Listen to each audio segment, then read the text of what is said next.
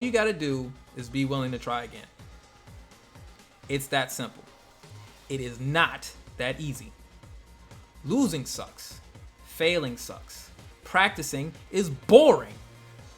It's a negative feeling to feel like you have tried and put hours and hours and hours and hours and hours and hours and hours into a game, but your character is holding you back. Where you live is holding you back. You don't have enough money to do something. You don't have enough time to do something. You are just fucking beset on all sides with reasons to quit and just give up and just let it go. Or you take a breath, you get some water, you try again. That is your strength.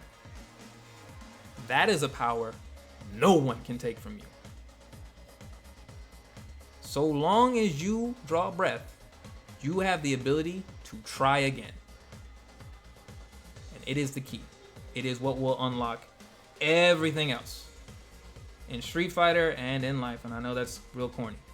But in this game, this simple program, which does not recognize who you are, you have the option to get better, to try. For me, it's fun. I've gotten to the point where I really enjoy trying, and it makes me happy. I was able to meet the love of my life, and she also enjoys trying and getting better, and it makes her happy. And my best friend in the whole world also tries, and we used to spend hours and hours on the road and hang out. Somebody so close to me that I call him my little brother. It's really, really fucking good. And I watched him take the main stage at the biggest tournaments in the world. And it's all because I'm willing to try. And that effort has brought me closer to other people who are willing to try. And that's what you gotta do, John. Just make the effort to try. All the specifics will come and go. It starts and ends with you and your willpower. Now we're going to get into some training mode things, which will be relatively brief because everybody will get this part as we get into the open queue portion of this. Not just yet, but soon. Yeah. Sorry, baby. Let me say it. Let me be. I'll just be on the edge. Alright. No, I'll be on the edge. Can you hire me to be your life coach? I don't know if I'm good enough at all of life. Keep on trying. You love getting better at this game. Well, thank you, John. Let's do it. Like I said, I still owe you 2 more set reviews. I know which matches I'm gonna review, and then we'll keep checking in on it. For now, let's look at a couple of things that we can do. So consider this to be like the synopsis. This right here is like the last bit of everything. As far as in-match goals, you want to avoid dashing on instinct. Make it a choice, not a habit. We want to learn to understand when we should be jumping. Why are we jumping? Where are we expecting to land? And what is our opponent supposed to do about it? That way we protect ourselves from poor jump-ins and bad situations. Now, for training mode goals, which again are things that you're going to need to develop over time, we're going to practice starting with punishing Ken, because we saw a lot of things that were unsafe that didn't get punished. And as Ed is repeating over and over again, this part's going to be boring. So I have nothing to offer you as far as ways to make it fun. It's not fun. It's boring. You're going to have to do it against every single character in the game. That's 40 characters because you need to know how to punish your character, and there's going to be 5 more characters. And there's a new battle mechanic. It's gonna be a lot, so get ready to get bored. Get a good playlist and music you like listening to. If Ed's theme doesn't fit for you, or for whatever reason you just want to listen to Ed's theme over and over again, maybe you will. I don't know. Just get comfortable, because you're gonna be here for a minute with that. We're also gonna talk about meeting training, so that we can take advantage of our opportunities a little bit better, and then how to practice anti-airing, because like I said, it's a long process. These 3 things you're always going to be refining over the course of your Street Fighter career, so don't feel like you need to get them all like in a week or whatever, because you're not, and there's no need to feel bad about it. First thing I'm going to start with is, in my opinion, well, it's the simplest, and it is the most important. And that is punish training. How do we do it? How do we know that it's working? For me, I will go into training mode. I'll pick the character that I want to practice against. I turn on attack data and key display the same as I do when I'm watching set reviews. Some people like to put frame advantage and color on. It kind of color codes the plus and minus thing, which is helpful for some people, but I don't need it, so I don't use it, but it's up to you. That's just what it does. Gauge settings, you don't necessarily need to tinker with too much. In this case, we'll kind of glance over those. And then for dummy settings, we're going to be specifically for punish training, taking the dummy status over to guard all. And then we're going to move it over to playback recording. And then we're going to choose action recording settings. You see we have 5 slots. We can change the way that we start the recording. We can delay when the recording starts. And then we have 5 slots for recordings. This is important. Because you're going to end up needing to use like maybe 3 or so at a time, maybe even 5, but there aren't that many sequences where 5 are necessary, but it's just good to have it. For Ken right now, I'm going to set him to do 2 light jabs, then a roundhouse, and then I'm going to hold down back to block. Okay. Now, I'm going to go down to action playback settings, put the replay interval on 1. That's going to delay the time and allow me to get into the position that I want to be in. And then I turn recording slot 1 on so that Ken will do what I recorded him to do. Now, it's important to remember that if I've set this up correctly, Ken will block at all times. Right? He will block everything. He can't get hit. Unless... God, I hope I don't drop this. Oh, God. Unless I punish him. Okay. All right. Actually, I realized that this is actually an inefficient way to set that up. Don't have Ken do jab jab. It's been a long time since I practiced punish training like this. I actually forgot I was doing it. Instead, have Ken do neutral jump in the roundhouse and then block. And then neutral jump standing roundhouse and then block. This way you can be as close to Ken as possible and the buttons won't push you back. My bad about that. Okay. So, you remember, Ken is supposed to block, but he can't block. For 4 frames after this standing heavy kick, Ken cannot block my attack. So long as I do a move that is 4 frames or faster, and which reaches Ken in time, I will get this punish 100% of the time. It's important to remember what will reach and what won't reach, because not all -4s are the same. This is -4, but I can't reach him.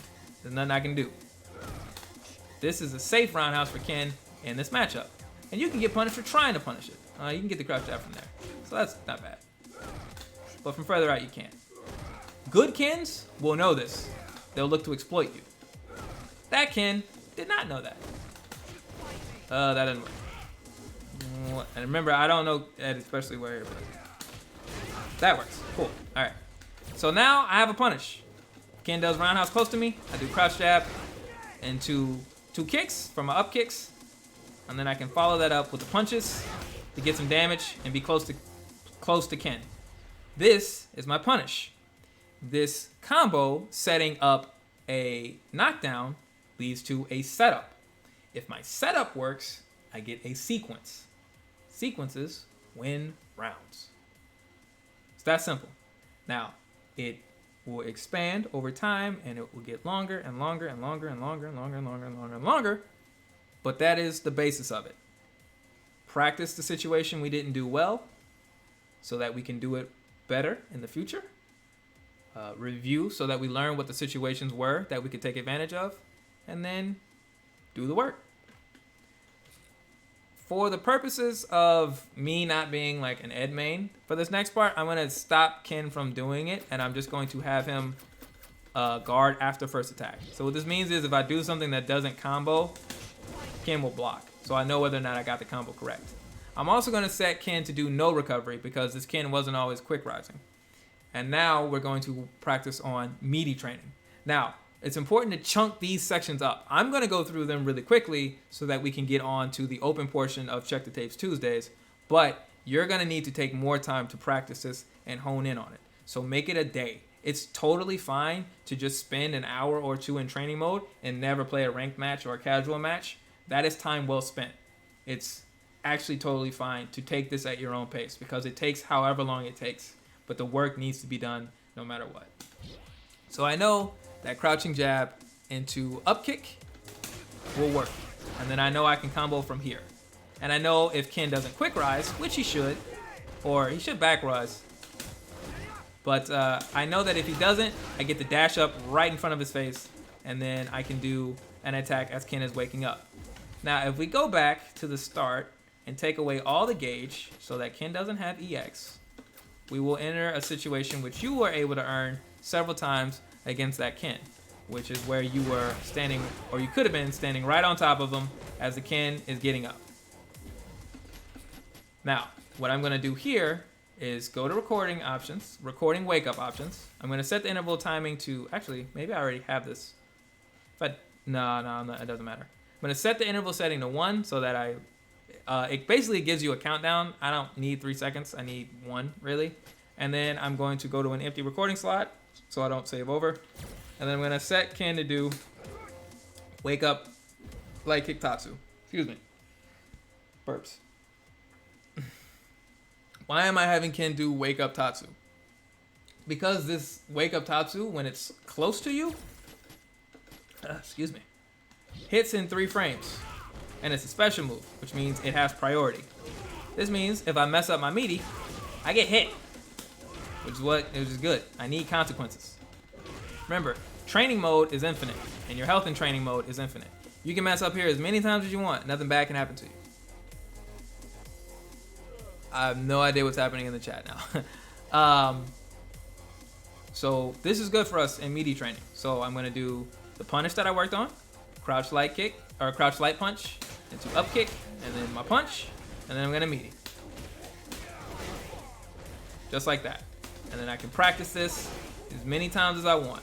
And there's nothing this Ken can do without meter to stop me from doing this. And I'm looking for a counter hit every time. Why? Because that means I stuffed that Tatsu. This is how we practice meaties. Now, you're going to be wondering, well, okay, I know that, or I can do that, but how do I know what to meaty with? I was using stand heavy kick. What's wrong with that?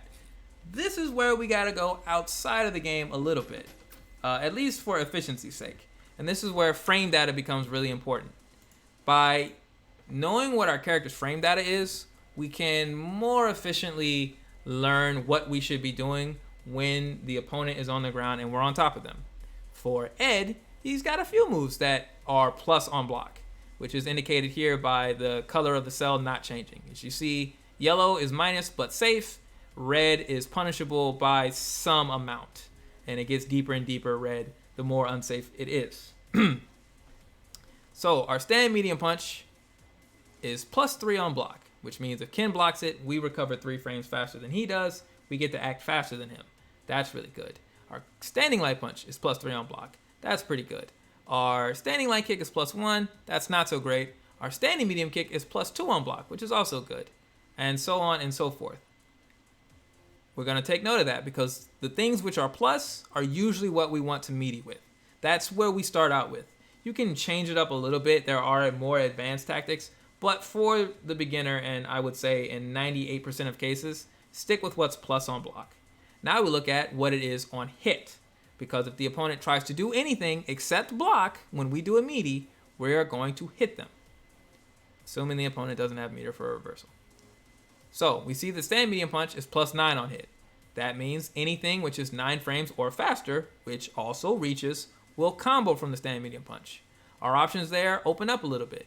If we're in range, we can do light attacks. Yes, we can do standing medium kick, which is okay. We have crouching medium punch. We have crouching medium kick. Those are all good. Those will all combo. And we know that these moves are cancelable. Now, this is a factor that I haven't talked about, which you can see over here on the chart. Cancel into. And this lets you know what you can cancel the recovery of a move with, once you've done it. And this is good to know because We're looking for something that is special cancelable. Street Fighter V's basic combo is basically like medium attack, medium on hit is like medium attack, special cancel, or V trigger or something. Usually that's the case for just about every character in the game. For Ed, stand medium punch, crouch heavy punch works for Ed if it hits meaty as well, and then it cancels. Now we saw you doing that, so we know that you know how to do that already, so I don't need to go on too much about how combos work, which is good. But it's just something to keep in mind. This is your basic meaty training. My combo, my knockdown, my practice. And I want to be able to get this right. You want to be able to get this right 10 times in a row without messing up. That's 2. That's 3. That's 4. And yes, I will count them out loud when I'm by myself because I want to motivate myself and put pressure. That's 5. I messed up. Gotta start over again. So on and so forth. That's with no knockdown. But the best opponents aren't just gonna lay down there and let you get the perfect meat. They're gonna quick rise or back rise. They're gonna vary things up.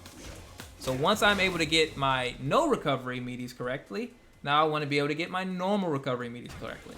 And actually I wanted a different combo because I remember now we want to do this better, right? So as we see, when we do the up kicks, we dash, we're +6. That's actually the same as our medium punch, which is really good. So now we know we can put pressure on this Ken after we hit him and he quick rises. Again, 6 frames. There is nothing that this Ken can do in order to avoid this. If he tattoos, if he uppercuts, if he jumps, if he mashes every single button on the stick, nothing will stop this medium punch from landing. So I practice it. And I practice it. That doesn't work. But I practice my sequences. I practice them over and over again. Over and over again. Oh. Over and over again. Until I get it. Once I've gotten that one, then I move on to back recovery, if it's possible. I'm not too sure it is, but I think it is. Yeah. See? All I gotta do is walk forward a little bit. Now, after back recovery from the Psycho Upper, I see that I actually can't get so close to Ken. So I'm gonna need a different combo route in this case. This is where combo optimization gets more into it and the decisions you make expand and higher levels of play. We're gonna leave that aside for now because it's a lot, and I'll be honest with you, I don't quite know Ed well enough now to talk to you about it all the way through. But this sequence, whoops, I didn't mean to do yet. This sequence is one you want to be able to have for your punch. Alright? You do dash, stand, heavy kick when they back recover. Yes, the problem with that is now we're getting into moves that aren't safe on block, or that aren't plus on block, which we want to avoid if possible. We know when we do the up kick combo that it doesn't matter whether the opponent quick rises, back techs, or does anything, which brings me to my next point. When I set the dummy to do random, which is all 3 recoveries, which is quick rise, back rise, and no rise, just get up at the standard time, I can meaty them no matter which one he does. I'll be able to get it almost every time, right? Of course. Almost every time, no matter what.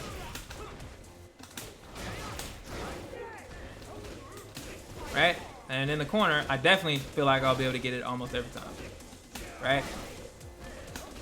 That's our goal. That's how we practice meaty time, training. So, we now know how to practice punishes. We have the dummy jump straight up into the air and then do the move that we want to punish. We can have Ken do that with stand heavy kick. We can have Ken do that with the heavy kick tatsu. We can have Ken do that with the sweep, etc., etc., etc. Now we're going to practice anti-airs and demonstrate how we practice that. Do not do something random. Ken, don't do it. Do nothing. Thank you. For anti-airs, it's just as simple as everything else. You set the dummy to do an action. You can have them jump and then jump at you. And then you practice what your anti-air is. Now, for anti-airing, it's a little tricky. You kind of have to like look at the moves to know what the best option is. Ed's crouching heavy punch works well. I think, was it stand medium kick? Mad King, that works for this. That anti-air is really weird or some shit. Or is it stand jab? Stand jab also works, but it's not. I don't advise it, but it sometimes works in a pinch. Crouch heavy punch is better. Up kicks is best because you get the most damage from it, and as we already saw, we get a decent knockdown from it. So those are the two that I'm gonna focus on. Stand medium kick does work, yeah. So we got Ken the neutral jump and then jump ass, and we just practice. We just practice anti-air. That's all. Just practicing. Crouch heavy punch. You see, I'm counter hitting Ken because he is trying to do an attack. He is trying to hit me. Like, he would hit me if he could, but he can't because I'm gonna anti-air his ass every single time. And if I hit it just right with a crouching heavy punch, it'll anti-air. Not always. And I work on my better anti-air. So now I get pressure off of this. I get really good damage, and I get pressure. And if I have meter, I even get more. I get a combo that I'm gonna drop because I don't know how to do it, but that's okay. You'll learn. And I can get more and more and more, and I can get better at it. And I'm gonna practice that. I'm gonna anti-air Ken 10 times in a row with each of these buttons. Stand medium kick 10 times in a row. 1, 2, 3, 4, 5, 6, 7, without messing up every time. And I'm gonna do crouching heavy punch. 1, 2, 3, 4, 5, over and over again without messing up. And I'm gonna do heavy kick. And then I'm not gonna get baited by my own dummy. And I'm gonna do heavy kick. 1, 2, 3. Get used to learning how to use the restart battle button. You can find it at the very beginning of basic settings. On some sticks, it's like up here. I know Mia's got this damn Quamba, which is really hard to find the reset sometimes, but I still like the stick. It's cool. Mia, please don't hate me. It's like up here. Mine, it's a big button on the thing, and I don't know what you play with, John, but you have a reset button. You just need to find it. I think mine is like, it's one of these two that I use to reset. You'll use that button a lot when you're practicing because you don't want to have to wait every single time to restart. Sometimes you just restart. But yeah, whatever it is on your peripheral, that's what you'll want to use.